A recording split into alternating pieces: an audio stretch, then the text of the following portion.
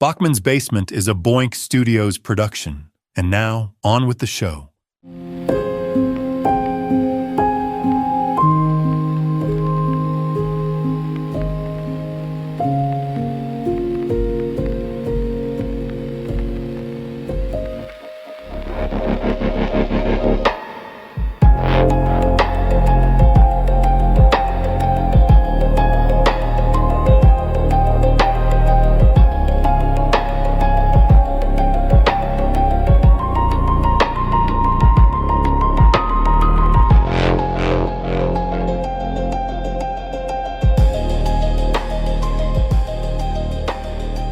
Welcome back to Bachman's Basement. I'm your host, Chris Clawson, and as always, I'm joined by my good friend and co-host, Chris Patton.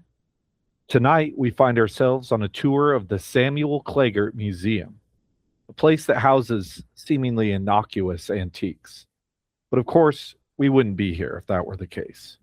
The artifacts we see throughout all cast deceptive shadows, and the story you're about to hear is a masterclass in slow burn, suffocating horror. By the end, you'll be left staring into a mirror and wondering if the shadow you just caught from the corner of your eye belongs to a piece of furniture or the thing waiting behind you. But before we get lost in the museum, how's your week been, Chris? What you been up to? It has been a busy week, brother, at work at least. Outside of that, man, everything's been okay. Trucking along. I did some home maintenance. I fixed a kitchen sink. I think I told you a little bit about that. Yeah. It's hot as hell here in Georgia. Yeah. It's the dog days of August, man. I do not recommend anyone walking outside if you live in Georgia if you don't have to. I felt absolutely zapped this weekend. I got no gaming done. I didn't do much of anything. I think I tried to get online and play with you for like a little bit, and then after an hour of playing games, I was like, I'm going to bed. I just went to bed. I absolutely zapped after being out on Saturday and Sunday. And to be fair, it was the hottest days of the summer, Saturday, Sunday, and Monday here in Georgia. The heat index was like 105, and they said it was a swamp effect warning, which I've never heard of before. But yeah, it was a special kind of hell. Yeah, man, I just kicking along with Dragon Ball Z. We just beat the absolute hell out of a very cocky Vegeta. And we are gearing up for Goku and Gohan to show up and fight Cell. And yeah, man, outside of that, dude, I didn't get a whole lot done. How about you? What have you been up to, brother? How are you doing? How's your week going? Hopefully it's cooler there than it is here. Well, it's definitely cooler and certainly not we don't get the humidity like you guys out here on the left coast, Southern Oregon here. It's hot, but like 80s and 90s and dry heat. So not too bad. I tend to spend more time inside, except maybe in the early mornings and evenings, just because, I don't want to get sunburned. I'm too white. I guess, brother, the amount of farmer's tan that I have going on right now, from tying myself to a desk most days and then being out this weekend is over 9,000. It's ridiculous. If I did this would be in Webster's, the photo that they would show my arms versus the rest of my torso and legs, because I always wear pants guy. I don't know. I feel like once you hit a certain age, you don't wear shorts anymore unless you're literal definition of redneck. And then that's a picture of the back of your neck. Yeah, well, my like long hair prevented some of that, but in the immortal words of David Allan Coe, my long hair won't cover up my redneck. That's pretty good. Yeah, man. Trying to think. So had my mom and aunt were in town. That I don't see them very often because they live hours and hours away from. My mom lives like 6-7 hours away from us here. So, and then she's retired and they travel a lot. So it was good to see her and my aunt. I hadn't seen in a long time. So we spent several days with them and had a good time, played cards, and we went swimming, and then we went bowling. And sadly, my lovely wife hurt her knee really bad. So I just feel for her. Cassie is in rough shape right now, and we're waiting to see what they think the next step is. So we'll find out. Yeah, Hopefully. everyone out there listening, send good vibes and well wishes to our beloved Cassie, who is the primary host of Double Meat Palace, a Buffy podcast. So, yeah. So that's been a thing, but I guess more on the terms of fun stuff, I went to the movies. I was planning to go watch the Texas Chainsaw Massacre whatever anniversary it is, like 45th or 50th anniversary or whatever it is. God, I've been to so many of those that like now I'm forgetting what year it came out in the 70s. So I'm assuming 40th, right? Yeah, it's got to be 40 something. I don't think it's quite the 50th yet. I think it came out in 78. I could be wrong. It came out in 74. So okay, so maybe it is the 50th then. Yeah. 2026. Wow. Yeah. 50 years old. Wonderful. Yeah. Yeah, crazy. So I walked in, Cassie had just got off work, and we were planning to go sit down and watch Texas Chainsaw. And then our good friend Rebecca was there, and Cassie's dad, Earl, was there. And Earl hadn't showed up to go watch a movie with us. He was going to see The Odyssey, and he hadn't seen it, but he was going by himself. And then he saw that all of us were there, and he was going to change his mind and go watch Texas just because he wanted to go with the group. And I was like, no, you got to see this movie. You got to see The Odyssey. And then I was like, you know what? I'll go watch The Odyssey. So I missed Texas Chainsaw on the big screen for watching The Odyssey the third time. But I enjoyed it. I don't know about that one, man. I really like this one. I don't always feel this way about movies, but this movie is really just a pleasure to watch on a big screen. Even though it's long, it's very well edited and paced and acted, and all the parts that make a production work are working here very well. And it was crazy. This movie's been out for a month now, Odyssey, and that theater was still packed. Which isn't normal in this little town where I live. Like usually movies are popular for a couple weeks if they're big blockbusters, and then they sort of die off. But some movies got that staying power, like Avatar, or, like an Avengers movie, probably hold on for a while. Yeah. So that's really, like, honestly, when I think about it, like other than maybe playing a few video games here and there, watching a bunch of YouTube stuff, getting excited for the release of Grand Theft Auto 6 in November. So I've been watching a lot of just sort of the history of Rockstar. I hadn't actually watched, how it started with such a small team of people. Started as a racing game. Right. Yeah, it was an overhead racing game. Overhead. Yeah. Like RC Pro-Am, for instance.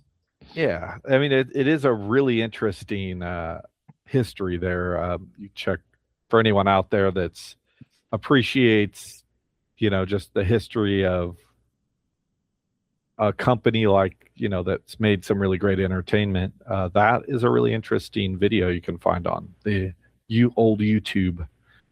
So yeah, otherwise, yeah, I'm just sort of enjoying the summer, and yeah, that's about it. There's a wonderful book about Grand Theft Auto and Rockstar in general called Jacked, the outlaw story of Grand Theft Auto, and it goes into detail of all of that, and it's kind of a wonderful little story about how such a small development team became what they are today. I would highly recommend that for anyone that wants to dive into some Rockstar and want to read a good book.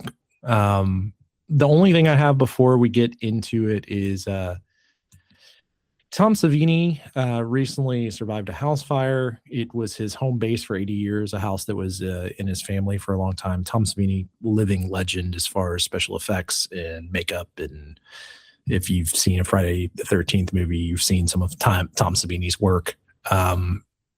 He's got a GoFundMe set up, so if you guys have anything to give, go check that out. It's very, very sad. I mean, he lost a lot of his legacy in this house fire, which is very unfortunate for someone that has such a large legacy. So I did just want to make mention of that before we dove into the show. That story's out there. So check it out. If you have a little bit to give, do that. Excellent. Yeah, that's something that I think a lot of people sort of misunderstand about people working in the entertainment business, especially Hollywood and people that make a name for themselves.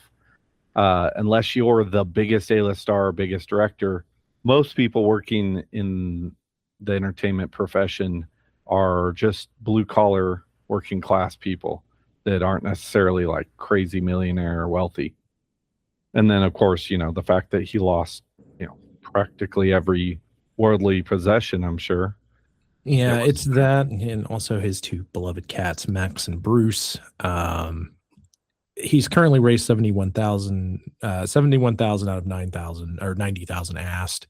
Wow. And to keep in mind, Tom Savini is also 80 years old, so he's not working like he used to, I'm sure. He used to. So just keep Tom in your thoughts. If you can donate.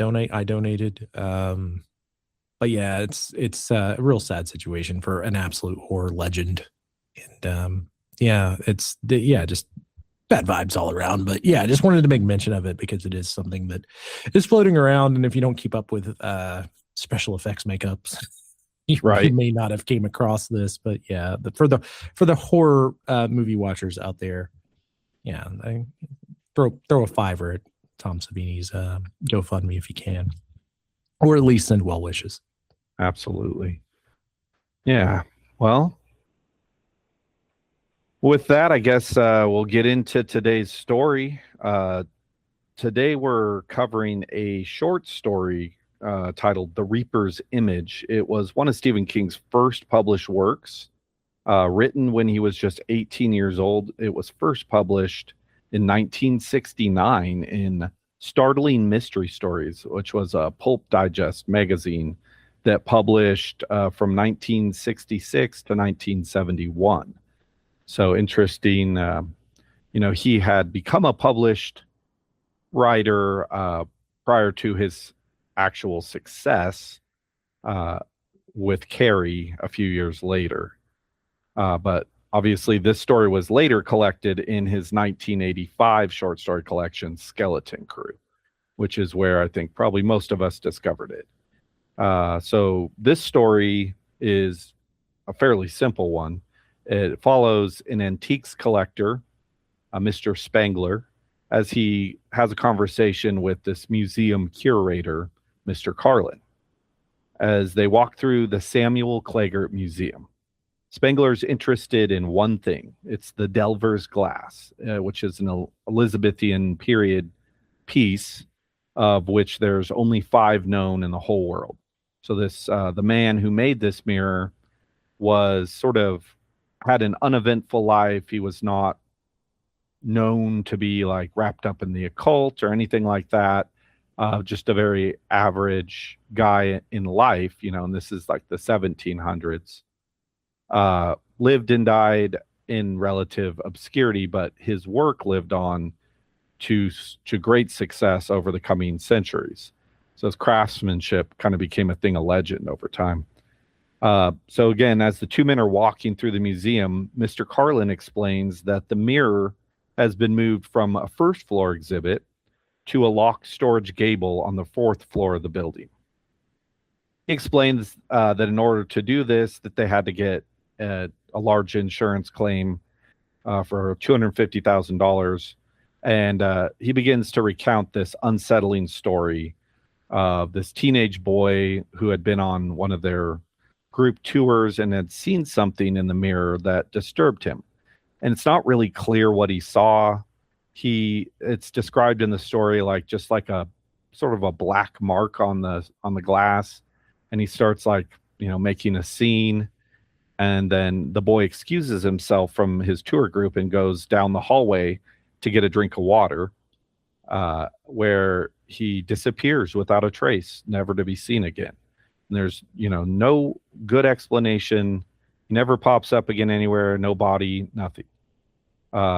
Later, the boy's older sister comes to the museum with a rock in her pocket, determined to destroy the mirror, as she believes it has had some sort of supernatural hand in his disappearance.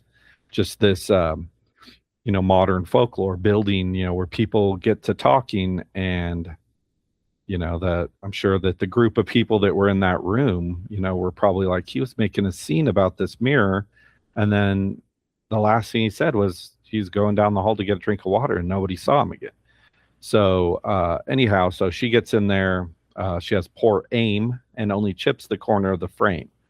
But the museum owners are worried that this modern folklore born of this event will continue to cause possible harm to this priceless artifact that they have. So it needs to be moved out of public viewing, at least on the first floor. So that's kind of where the story begins. Yeah, that's our setup. So some things sometimes attach themselves to an object. Certainly a haunted object story. Yeah, it's a classic kind of horror tale, right? And there's many examples you can pull throughout history of these kind of tales. The spotting on the mirror, I've totally seen that before. If you've ever mounted a bathroom mirror and it got damaged, you'll see like a black spotting. So what they're describing there is like a damage, like it's damaged on the other side of the glass because it'll come through on a mirror. Which is what the kid is later on, kind of when they're going into more detail of the story, kind of talks about a bit. But yeah, I mean, outside of this, it's just a generic setup. I will say that they did mention Lloyd's as far as the insurance company. Lloyd's of London was a weird insurance company. I don't even know if they're still around, but they used to insure professional wrestlers. Specifically because like no other insurance company, professional wrestlers during that time period were contractors. So if you wanted like a inability to work anymore, like if you got injured in the ring, you would have to go through Lords of London. There's a famous one with Rick Rude when he hurt his back in New Japan. He had a Lloyd's of London, I think it was like $2 million or something insurance policy that they had to pay out. But that's when they mentioned Lloyd's. That's what they were talking about at the beginning with that $250,000, which doesn't sound like a lot, but you wrote this in the 60s. So it's kind of a lot of money then. Exactly. We got to keep a lot of what this story is in context as well. I mean, it was published when he was 18. So he probably wrote this when he was in high school. So this is, a very early work of Stephen King. Obviously, Stephen King had this goal of becoming, a writer from an early age, and was an avid reader, and really put himself to the task of sitting down every day and writing. And this is one of those examples that, like it or not, this story certainly has the bones of what would go on to be, obviously we here at the Bachman's Basement love Stephen King, maybe more than most, but certainly I see the, just the potential, and maybe that's 2020 hindsight, but at the same time, this story is one of those, it's unassuming, would be my best description. I remember the first time I read it and I didn't think much of it. It was one of those, it's a very short read, 20 minutes, you can read the whole thing.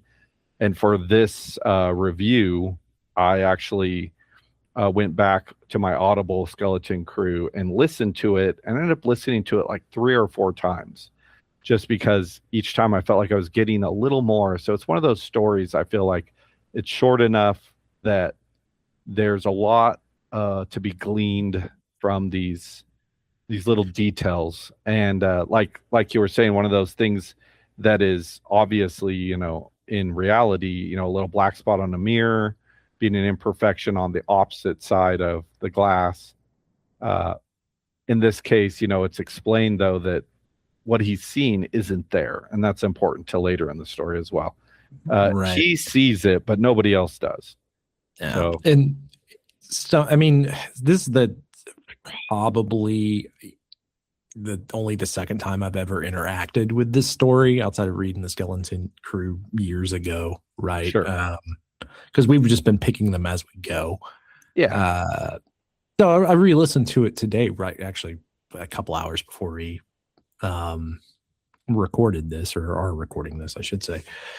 My biggest thing is that this did not move the needle for me, and hopefully as you dive in here, you will change my opinion a bit. But I was like, man, this seems, especially with the things that we've been doing on the show, this seems so sanitary for a King story. But it makes sense with it being, because I didn't do the history background or the script or any of the post notes, the notes that you've went through this week. So I didn't have the knowledge that, oh, well, he wrote this probably when he was in high school, and that kind of falls into the category of rage a little bit, right? Where you have to take that into account. You see of life experience. Yeah, you definitely see the potential just in the quality of the writing and the way that he writes these characters and their conversation, and sort of like the way that all the moving parts of this, small story in this case, how it all comes together to what I felt like was a satisfying conclusion. But also I totally understand what you're saying, where it's one of those stories that if you're expecting jumps and scares galore or monsters and ghouls, you're not gonna get any of that here. This is a very sort of psychological slow burn, really. Yeah, my notes kind of buried this a little bit. I was like, this seems something fit for Are You Afraid of the Dark? Yeah, I couldn't see that. Yeah, obviously, which is not a bad thing. 30 years it's not like before it's not like it's not. I think before we started recording, I was like, it's not like it's bad. Right, it's not as much of a banger as say like it just doesn't. It doesn't really or- do. Yeah, it just doesn't really. It didn't really do anything for me. But also, it's a story of a haunted object, and we live in a world where there's actually more interesting stories about existing haunted objects that they mention in this story. Like, for instance, I don't know, they didn't mention the Hope Diamond, but they mentioned like later on they mentioned like King Tut's tomb. They mention camera obscura that's also collected in this museum. So there's a few interesting objects that are only mentioned in the story. They're not even developed in any way in this story.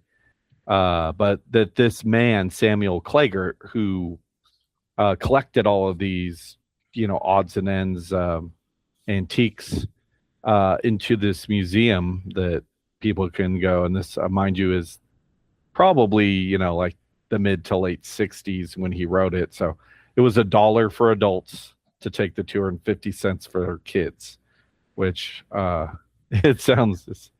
And we do get that great line when we get to Mr. Spangler, where he's like, "I don't need the dollar tour," right?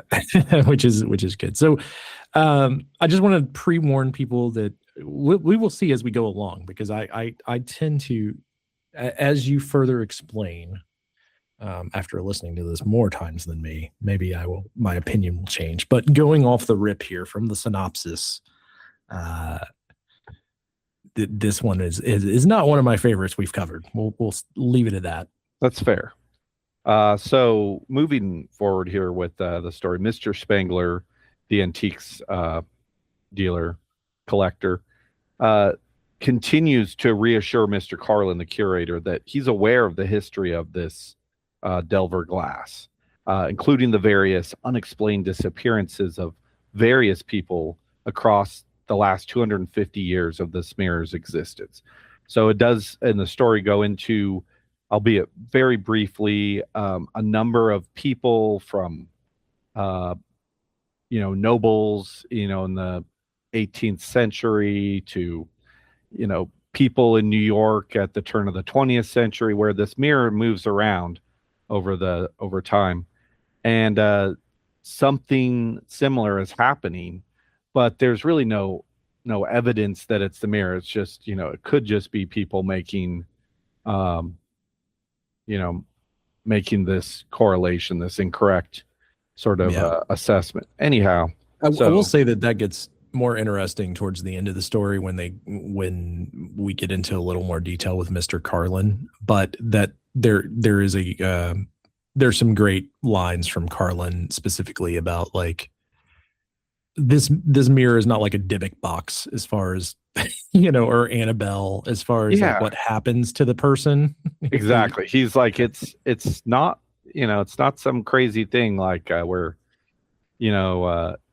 like a classic horror story where you see a monster, or anything like that. It's something, it's a lot more subtle. So obviously this character Spengler, he's very much a materialist, and just continues to discount the fantastical and horrific coincidences, as he would put it, that he believes have nothing to do with this mirror. Mr. Carlin continues to try to drive the point home that he believes that the mirror is wrong in some way, and that Spengler would be better off just moving on and tracking down one of the other 4 pieces of the mirrors that are still out there. But this, of course, isn't up to Carlin, and being that Spengler's a wealthy collector, it's Carlin's job to take him to the object, which he may be interested in purchasing. So yeah, and you can tell Spengler's just completely done with this thing in general. It is very much like he's very hesitant to even entertain showing this mirror at this point. Oh, Carlin, yeah. Yeah, absolutely. Carlin, sorry, not Spengler. But he kind of just wants the damn thing gone, to be honest. After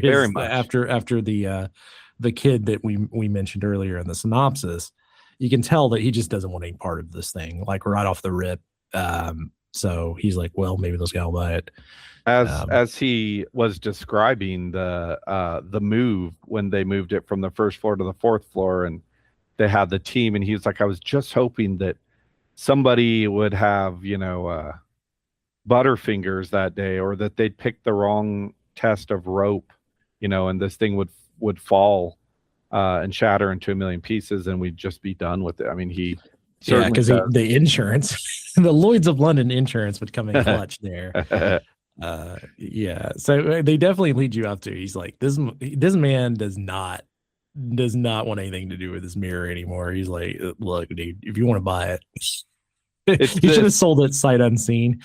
It's this warring sort of like, like you can, depending on the type of person that you are, you can read this story and sort of really side with Spengler or Carlin, on this. So I feel like so much of this story's tension is built on the conversations that are happening between these two men as they make their way up to the 4th floor, where this thing is. Yeah, I signed with Spengler because he saw kind of the mirror in action to some extent, right? Like, so, you mean Carlin? Carlin. Yep. Sorry, I keep switching the names here. I know. My bad. I kind of side with Carlin here because he saw something that was weird. As a matter of fact, it's like, well, I saw this person, and then I saw the way they acted, and then I saw them walk down the hall, and then they were just gone.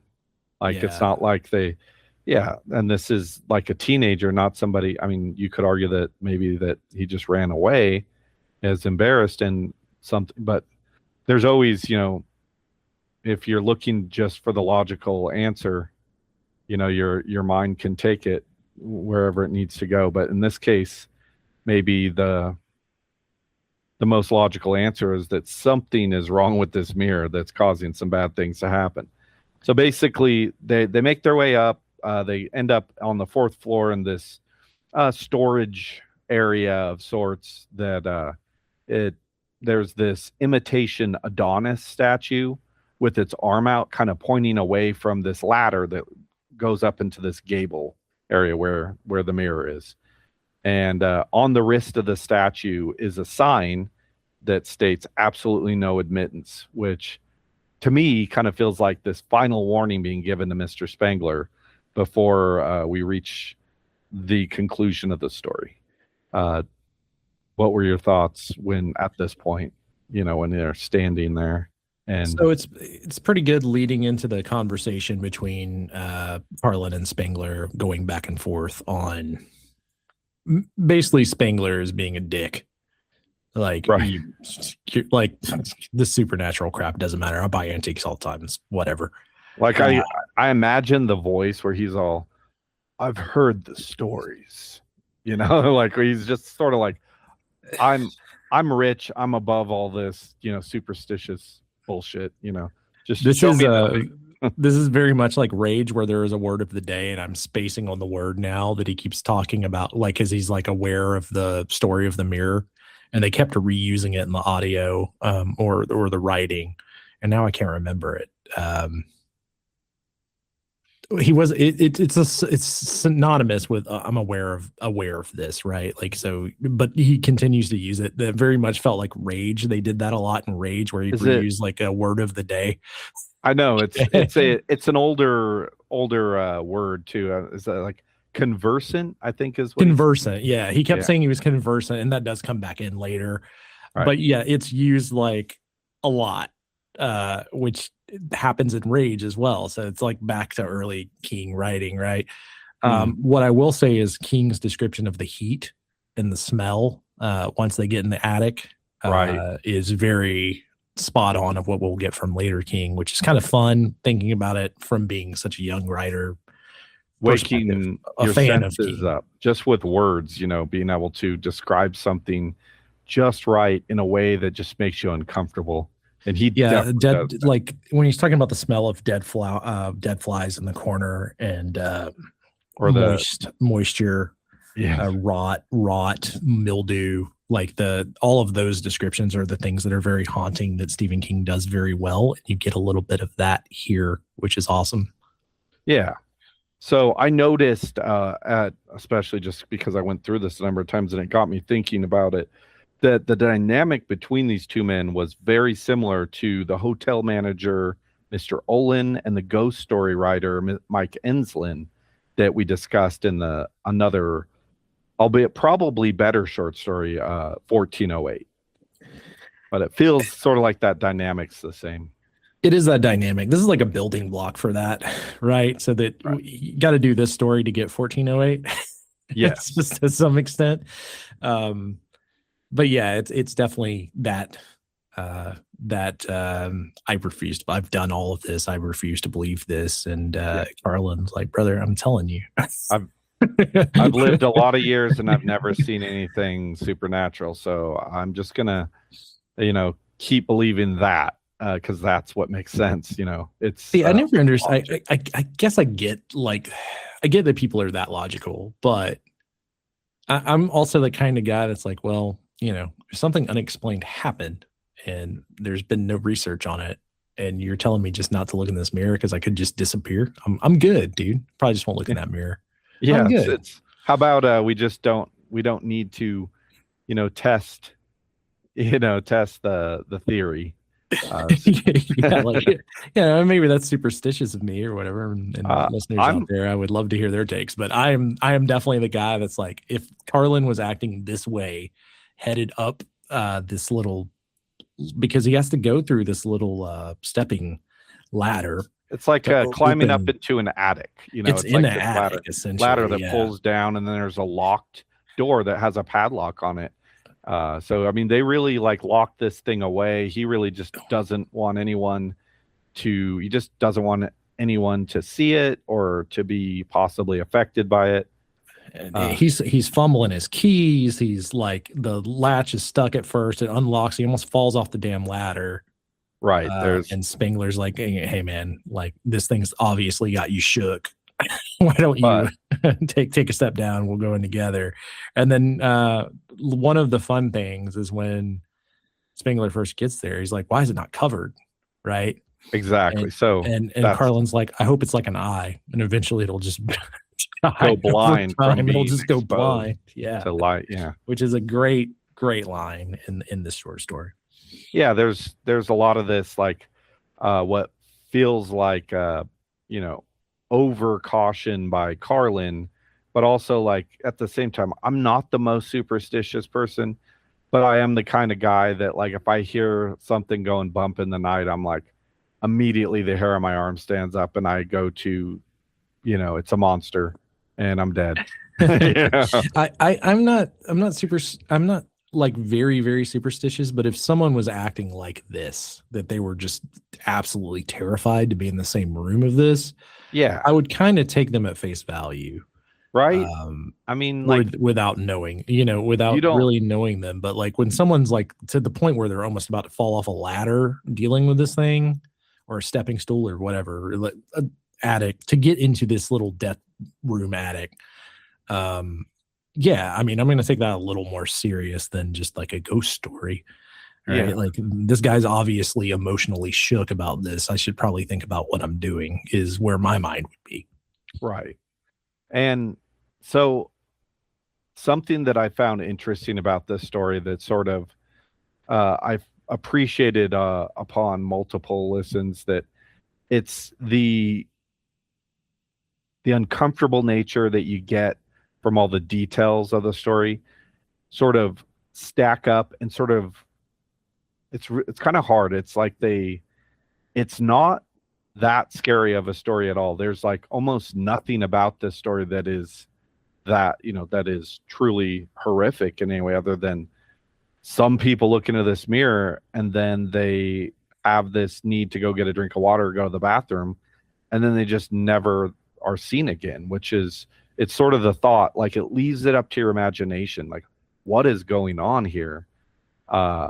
That, like, you could just put yourself in that situation and go, if I knew of an object like that if you just looked into the reflection in this mirror, possibly, like 1 in 1,000 people just disappear from the face of the earth. I'm good. Yeah, never go there. Yeah, it's like I can just avoid it. That's cool. I'll just do that. Exactly. The King details though here are great, because he talks about the mirror itself and how he used crystal in the glass making to make this mirror and how it distorts objects, and some of that stuff is like classic King now, right? But if you think about this from early beginnings, it's like you said, you can see kind of the greatness was there already for that kind of stuff. The description of the room, we'll get there at the end. There's one thing with a mounted buffalo head that I think is just like the epitome of King writing. Right. But yes, there's just a lot of that, like talking about the class and the creation of it and using, because the crystal itself kind of ties into supernatural, right? Like maybe that's, like if you're there's you got to use your imagination a little bit more with this story, because he leaves so many of the details out of, like, he doesn't tell you anything. He doesn't build any lore other than, that this thing just came out of a very common sort of craftsman from several hundred years ago, and it just started doing wacky things, Yeah, I mean, all of the detail we get about why to be scared of this thing is from Carlin at the end, where he's just cutting a monologue after it's already too late, kind of. Yeah, so that's where we're at, where the story reaches its climax when Spengler stands in front of the mirror, and he immediately starts complaining to Carlin. He's like, I thought the glass was in good shape, and yet there's a piece of duct tape on the mirror. And Carlin's like looking at him off to the side. He's not going to be reflected in this mirror. He does not want to see himself in the mirror. So he's standing off the side and he's like, yeah, there's no tape on that mirror, Mr. Spengler. And, just assuring him that there isn't. He's like, go ahead and walk up and feel for yourself, touch the mirror. And so Spengler does. And as he gets closer and puts his hand where he sees the tape, he just feels glass and there's nothing there. And he turns back and looks at Carlin. And then when he turns back and looks at the mirror again, there's nothing on the mirror. It's just, a perfect reflection of himself. And that's, where Carlin again explains to him, he's like, some people see things that aren't there. And this is what I've been trying to tell you the whole time, that those that see strange things are seeing the Reaper, that what we call the Reaper, which isn't, like you get this idea from the title that he's going to see like, the Grim Reaper standing behind him, or, a man dressed in black, but that's not at all, what he sees, which is just, he sees something that no one else sees. Yeah. He sees a hooded figure, which gets into the story that he tells, because he tells the full story about the high school student who was there on a field trip, which weird field trip, by the way. But he goes on to tell the full story about the kid being like, hey, does anybody else see that? The mirror looks like there's a smudge or something. And the classmates are like, what the hell are you talking about? And then the kid starts getting all out of breath and he's like, I need some water. Like, I feel bad, feel real sick. Right. And he goes to get the water like we mentioned previously, and he just never returns. And Carlin is telling all this, and then he starts talking about, King Tut and some other haunted objects, essentially. And as he's describing this, Carlin's like, our boy is, or Spengler is going through it. He's making a 180 as he's explaining it. He's going from what's happening.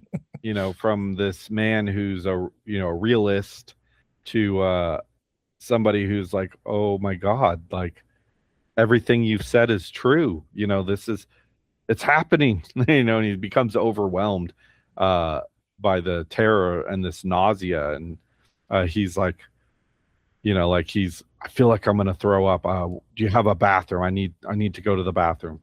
And Carlin tells him the exact same thing he kind of repeats the monologue he's cutting, where he tells him exactly where the bathroom is, which is on the first floor from the fourth floor, this attic. And he's just kind of left sitting there, right? Like waiting on him. But he knows he ain't coming back. That's why Spengler ain't out here looking in this mirror, dude. Right? Yeah, we're just left. That's sort of like the end, although there's some description towards the end, like you're saying, with this bison head, this mounted bison head on the wall. The dark, God, I should have written it down, but the way he describes the eyes of this taxidermied buffalo head, and it's moth ridden too, so it's like eaten away.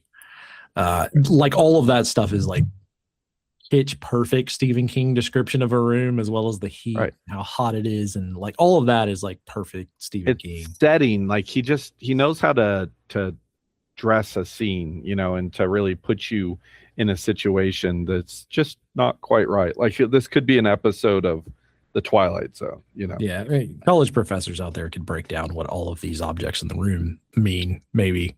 That he's going through, but I was just like, it's cool, school setting for a guy that's not coming back as he's going down this little so Carlin's just sitting there and sort of like biting, like he's like, maybe he will come back, but again, King doesn't spend any time, doesn't really give an explanation, just the story just sort of ends with Carlin waiting for Spengler's return, which obviously, as we all know, is not going to happen. There's also a little bit of great writing there where it talks about Spengler still not looking at the mirror, and as he's giving this monologue, talking about how he has to lift his head. It's almost like someone else is lifting it because it's so heavy. Like he knows what just happened and it has to be lifted. Like it's like spirits are lifting his head. I can't remember exactly how it's worded, but I thought that was really cool. And then we're kind of just left to Carlin standing.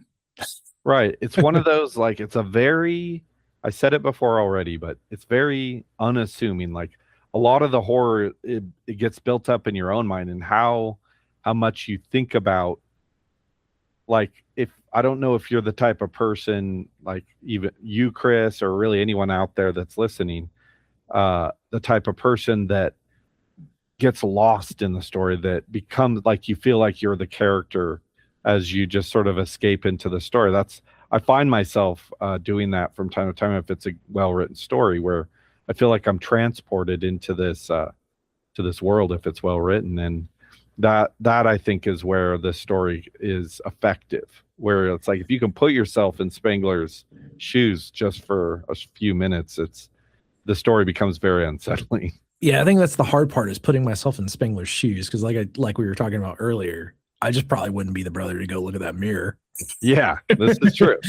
So you know what I mean? Like, I was just like, so it kills the story to some extent. It's like the Robert the doll, right? Like asking permission to take a photograph of him, or all this bad stuff will happen to you. And it's like, I probably just want to go see that doll. Like, exactly. There's other things to do in Key West. You know what I mean? Like, so I'm that guy where I'm just superstitious enough that if all of these tragedies have happened to people, like, I don't know, don't open the Dybbuk box. Exactly. There's as the reader, as this person who knows beforehand you're going into a horror show, you're like, don't make the wrong choice, don't go up the stairs, go out the front door, that sort of thing. But I should also keep in mind that when this was released, like, a lot of these things that we know about now and talked about now didn't exist. So this could be way more haunting, right? Like, you probably would have heard the story of the Hope Diamond or King Tut's tomb. Sure. But for the most part, like Robert the doll, Annabelle, the Dybbuk box, many other haunted objects weren't world famous. Yeah. Yes. Well, we've had enough years now where I would not looking at how Spengler was acting about this mirror, I'd be like, no, I'm good, dog. Much like 1408, I'd be like, yeah, I'm good. Yeah, I'm gonna listen to you on this one. How about we just say we did, and then we just don't. and see how it gets better. And that's why I say this is kind of a building block for 1408, is I think Stephen King starts to realize that with 1408, because he gives you people trying to play tricks on this writer, right? Or make the hotel more haunted than it actually is. Because they talk about that in detail in that short story, which I think if that was in this story, then the conversation would be a little bit different, because then the main character is not just so dismissive, right? Like, Spengler is just very dismissive. He's just like, this guy's an asshole.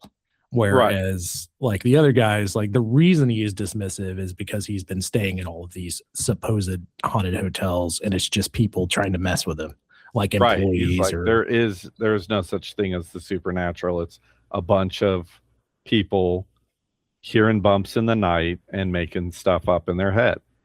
But yeah, and then he finds out that actually that's not the case.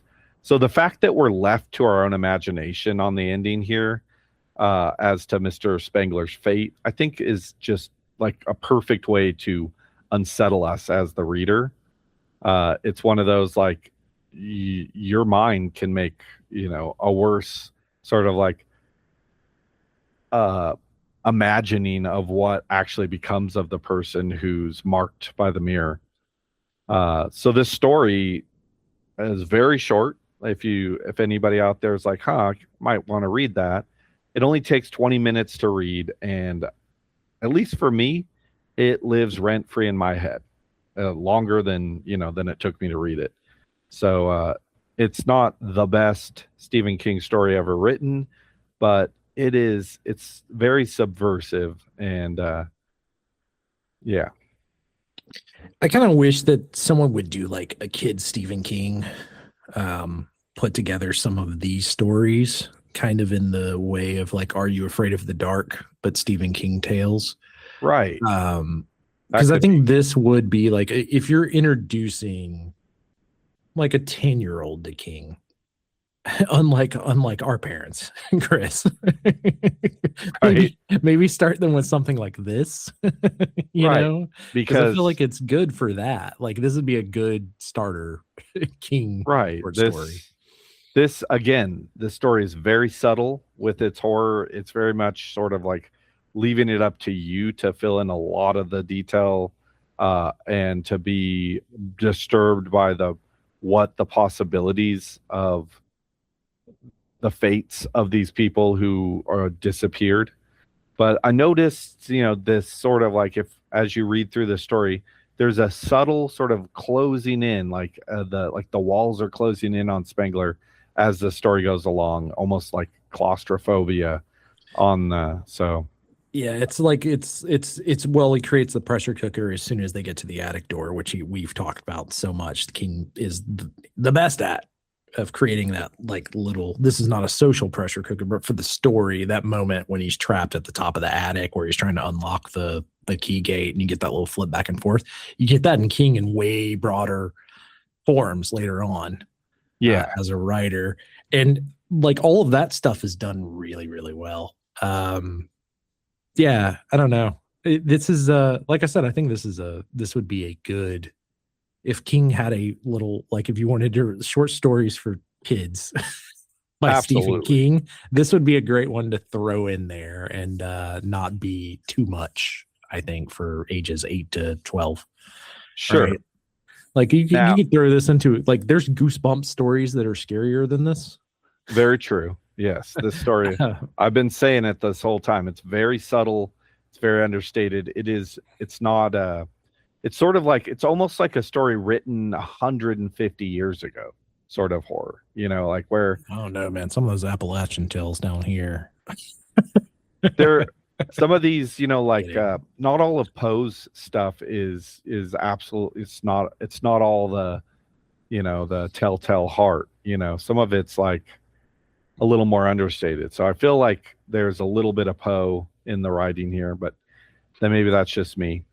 Another interesting side note that I wanted to note is that horror writer, director extraordinaire Mike Flanagan, who has famously adapted a number of Stephen King's works to the screen, namely, just to name a few of them, Gerald's Game, which is on Netflix, Dr. Sleep, the sequel to The Shining, The Life of Chuck, which I haven't personally seen, but I've read the story.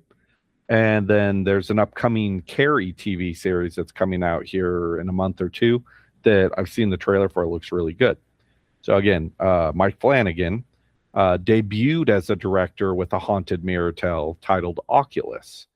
And I haven't heard Flanagan say this in interviews, but I wouldn't be surprised, being that so much of his inspiration for getting into horror, it wouldn't surprise me if this story was sort of like a catalyst for him to write and direct Oculus, which is a far more disturbing haunted mirror story than this one. But yeah, that's a very weird one in general, that Mike Flanagan did Oculus and it was produced by WWE. That is a weird one. Like, I had never seen it, and then I became a fan of Mike Flanagan, and I went and watched that movie, and I was like, "Whoa, this movie's pretty disturbing." I mean, it goes balls to the wall with the horror. Yeah, it didn't really. That movie also not a big thing for me. It has like, you ever see No Evil? Yeah, I've seen it. Yeah, it has the WWE budget attached to it as well. That movie could be better if he redid it now. If Mike Flanagan could take another shot at that movie, I bet it'd be a lot better now. But it being tied PG-13 tied to WWE in the way that it was, I bet that would be a banger if he could remake that movie now. But yeah, that one's got Karen Gillan in it. So I enjoyed it. I purchased it. It's in my movie collection. I've watched it a few times, and again, like, maybe I'm just a little more susceptible to the haunted object stories than you are. But there's a Triple H Easter egg in that film that I'll let you figure out for yourself. Okay. And the listeners out there, you guys can see if you can find Triple H in the film. But yes, there is a very subtle reference. Specifically, WWE tried to do that in all of their films during this time. I watched all of these because I formerly, you guys, I had a wrestling podcast. I don't know if you guys know this, called Wrestling Geeks Alliance, where we have talked about all of these, both Mike Flanagan and all of these WWE horror flicks. things that were some funded extent. by where WWE is branching out into producing traditional Hollywood style movies, but they were just the production. You know, they were just the money. And they did it in the way that you would always do. We want to fund films, but we don't really want to fund films, which is just horror and cheap action movies. So lots of Marines and lots of things like The Oculus or See No Evil, which stars Kane, who is a professional wrestler, in Right. comedy flicks. So there's a lot, like there's a big weird, we could do a deep dive on WWE made films. Oculus is one of the better of them. The first Marine, pretty good. And then the first See No Evil. Those are the only 3 WWE produced movies that you would ever need to watch. But yeah, money backing back in the day, right after WWE Network. That's just an interesting tie-in. I saw that in your notes, and I was like, "Oh man, we're going to talk about the Oculus. We're going to talk about some wrestling." A little bit of wrestling. No, hey, I got 2 wrestling references in. Got the Lloyd's of London, Rick Rude reference, and the Oculus, WWE. Oculus is a fine flick. It's not great, but it's also you could do worse. If you're walking around a Dollar Tree. And they got Oculus on DVD for $1.50. That's $1.50 well spent. Yeah. I mean, it's enjoyable. If you like horror, yeah, it's not the greatest production, but I don't know. I thought it was fine. I gave that the same rating as any of the Children of the Corn sequels. So I feel like that's fair. That's right? fair. Yeah. Yeah. It was like $1.50 at Dollar Tree. Pick that up. Drink a couple beers, get you a sixer, some popcorn. That's $7 movie night right there. That's how I feel about the Oculus. So there's another scary mirror movie. I'm trying to remember what it's called. It's got what is his name from big in the 80s. He was in 24, that television show, but he was a big movie star in the 80s too. I can't think of his name. But yeah, anyhow, the Russian from Rocky 4. I'm not positive on that, but anyway, I can see his face and I should know his name. Anyhow, that I remember watching this horror movie by myself. I was house sitting for some friends that own a very large house. This is 20, 30 years ago. I'm in high school. They're orchardists. They have this house. It's like 10 miles out of town. I'm by myself in this really big house. And I'm like, what should I do? I'm just out here by myself. It would be awesome in this giant house in the middle of nowhere is to watch a horror movie by myself, turn out all the lights. And I watched this movie. So I think it was a way more effective with all of those variables factored in. But I remember watching this movie with, he's also in, what's the Flatliners? Is that ringing a bell for you? That's not who I was thinking of. Yeah. I was thinking of Dolph Lundgren, who would be. He's in freaking the 80s vampire flick with, it's like a bunch of kids on the beach. And then, there's the vampires. That sounds like a thing that existed. Kiefer Sutherland? There we go. Kiefer Sutherland? You're talking about Lost Boys? You said big guy from that. When you said big, I thought because we Kiefer Sutherland from wrestling, pretty big star in the 80s. No, he still is a big star.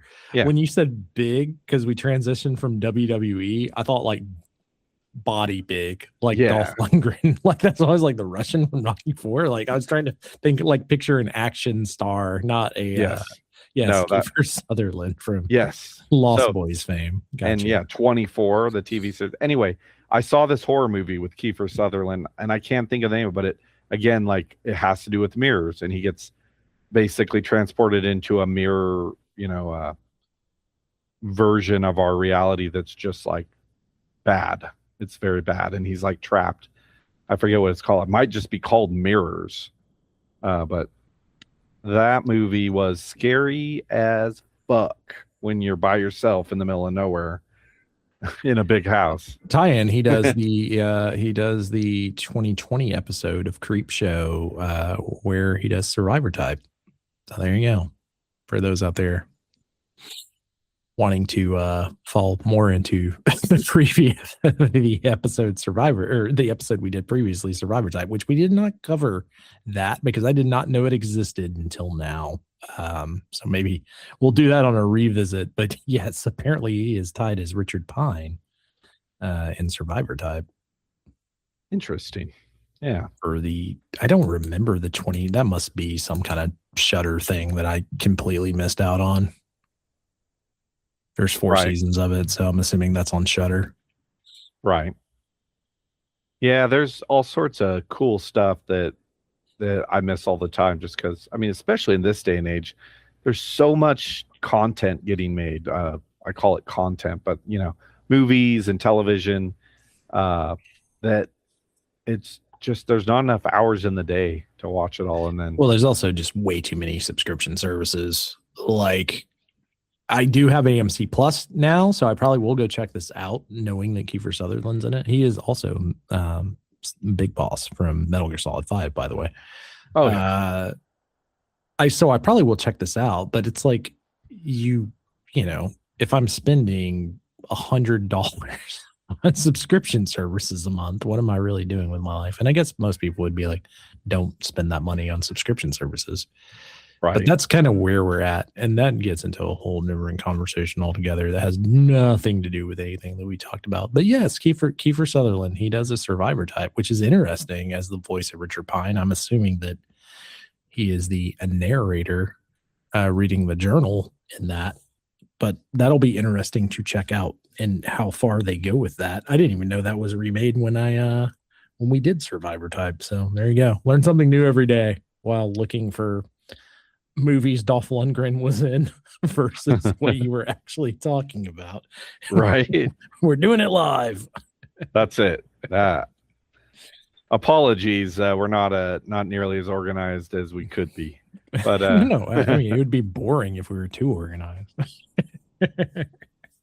Yeah. Somebody's just yelling as they listen to this. No, he's talking about Kiefer Sutherland. Oh. I know. That's why I'm like embarrassed, because I'm like, I should know the name of this guy. He is so famous, and I've watched him in so many things, but I just haven't seen him in stuff in a few years. And it's completely on me though, because when you said big, I was like, I don't know, like Kevin Nash in Teenage Mutant Ninja Turtles 2. He's Super Shredder. That's what I was thinking. My brain did not connect. I was like, because it could have just been a one-off guy in 24. I never watched 24, to be fair to myself. Like, so I didn't really either, but I knew like they advertised the shit out of that thing back in the 90s, or whenever it was airing. So I just remember, it was a big deal, and I constantly saw all the advertising for it. Kiefer Sutherland is whatever guy. It did not help that I was cycling through like every 80s action star and wrestling star in my head, and the thing that I came up was Dolph Lundgren. Now that Punisher movie wasn't that bad. Maybe I'll talk about that. That'll be the B horror movie I watch, and the Dolph Lundgren. Well, I'll have to watch this episode. Tune in to the next episode where I talk about The Punisher, the Dolph Lundgren flick, as well as Survivor Type, the Shudder Creepshow original. Heck yeah. Well, I'm actually going to check that out too, just because that story is so disturbing that to see it brought to the screen in any way, it should be interesting. On that episode, we were like, this is probably one that doesn't work on screen. So it will be interesting to see what they did. I mean, I'm not going to give Kiefer any shade on that if it's bad. I have a feeling it might be bad, but whatever. We'll watch it and let you guys know next week. Well, that takes us to our Bachman scores for today's episode, The Reaper's Image. I guess I'll start it off here. I'm going to give this a Bachman score of an 7.9. Thought it was. I started out at a 4.5 is what I had written in my notes, because I was just this didn't do anything for me.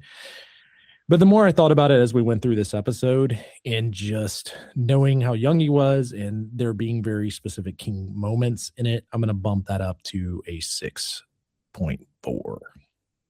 So he gets 2 extra points. But yeah, this one didn't do anything for me. That's fair. So obviously we're not scoring it as high, but we really have been trying to stick to, I mean, the King has so many great stories that even a mediocre story like this is better than the average writer's mediocre story. So right. And I mean, once again, if you look at it from as a building block, like we gave 1408 a really high score, which I think if this story doesn't happen, then does 1408 happen, because they're very similar. Obviously they're different, but the ideology of the two main characters, right? You see that connection, the unbelieving, sort of guy, along with the guy who's cautious, who's seen this thing at work and is like, oh, you really don't want any of this, man. Yeah, agreed. Yeah. So, I mean, usually I'm on here saying, hey, just give it a shot, and I'm going to say that again here, just because it's only 20-minute read, it's like, it's very little effort for something interesting and young Stephen King, just to see the, sort of the foundation of where he would later go. Yeah, I agree. And I also, like I said, if you're trying to get a younger, let's say 10 to 12-year-old into King and you want to ease them in, I think this is a perfect short story for that. And there's tons of Audible versions on YouTube, as well as if you want to get them Skeleton Crew, but be careful because there's some of that stuff's pretty dark, as we've talked about on the show. But yeah, I think this is a good entry to Stephen King as far as a short story goes, because it gives you kind of the vibe of what his writing is going to be like later on. And then also it's not too scary where you might turn someone off completely. Yeah. If what you're into it for when it comes to Stephen King's writing is just the creep show sort of factor, this story isn't. It's pretty mediocre in that way, but it just sort of has this understated nature about it that I found interesting, and it's different enough from anything else that I've read of his that I enjoyed it. Yeah, my suggestion would be read 1408 instead. If you haven't read 1408 and the choice is this or 1408, read 1408. Read 1408. It's much more developed too. I mean, 1408 is a bigger story and there's more moving parts. Like you said, that we don't get 1408 without the Reaper's image, though. At least not in the same way. I mean, we also shops are being built here. I'm slipping on the name too, but the painting, the car painting, the road virus. The road virus. Yeah, I don't necessarily know you get the road virus either, because it is another haunted object story, right? Which I also think I would read before this. Yeah, that one is one of, if I had to have a top 10 favorite Stephen King short stories, which, hey, maybe we'll do that one of these weeks. When we've done enough of these short stories that we can speak to our top 10 of short stories, Road Virus is up there for me. It's in the top 5 probably of my favorite of his short stories, not necessarily novellas or even I'm just talking legitimate short stories. Yeah, it's a good one for sure. And like I said, it's haunted object. If you want a haunted object story, maybe that obviously that would be the go-to I would recommend from Stephen King short stories.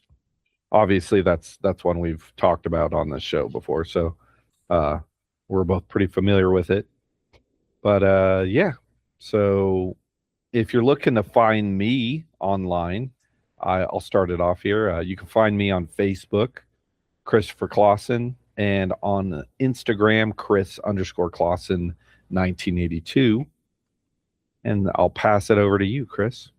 Yeah, check us out at www.boinkstudios.com. We got tons of shows for you guys. I will actually be on, well, by the time you're listening to it, it will already be it'll be post. But Tom Clark's Main Event, the wrestling podcast, the thing that kind of started it all, I believe to some extent. Tom Clark's Main Event. Get around and grab your friends. It's time for wrestling. I'll be on that episode. We're going to be talking about the New Japan G1 as well as everything else happening in AEW and WWE to some extent. Also, Bear Mode, a podcast review of The Bear. It's going through every episode of The Bear. Tom Clark's 6M podcast, where you get kind of anything about Marvel, movies, music, magazines. I'm missing a couple of things, but there's a lot there. I've done a bunch of episodes of that, so if you like me, check that out. Specifically, check out the episode Gator. I like that one a lot. Two Nations Under Ted Lasso, Ted Lasso podcast, Two Nations Under Ted. Ray's Sports and Slams. If you're into sports, I've been on a couple episodes of there talking about them dogs and the Atlanta Braves and Atlanta Hawks, etc. That's out there. Bachman's Basement, a Stephen King podcast, which you're listening to currently, and Double Meat Palace, a Buffy podcast. My other child. We will be coming back, not this coming week, but next week, I think, with a season review, a episode review, ranking, and discussion of season 1, and then we'll be back for season 2, which everyone should be excited about because that's a real fun show. If you're listening to the show and you like Buffy, go check out that podcast. You'll enjoy it. It's a lot of fun. Absolutely. And as far as finding me, sorry, I didn't even do that part. Christopher.r.patton on Facebook and Instagram, and chris.r.patton on X, which has not been updated in quite some time. So apologies there. Absolutely. So, all right. Well, we're wrapping things up here. Spengler wanted a prize, something rare and expensive that he could hang on the wall to prove his superiority over others. Instead, he found the Samuel Clagert Museum's ultimate dead end. Tonight's journey wasn't just a ghost story about a cursed antique. It's a brilliant trap built on human arrogance and our refusal to accept things that we can't understand. It's a reminder that staring into the dark for too long leads to darkness staring back at us. In the end, we're left waiting with Mr. Carlin for a collector who's never coming back. That'll do it for this trip into the basement, guys. Remember, keep the lights on, and whatever you do, don't look behind you.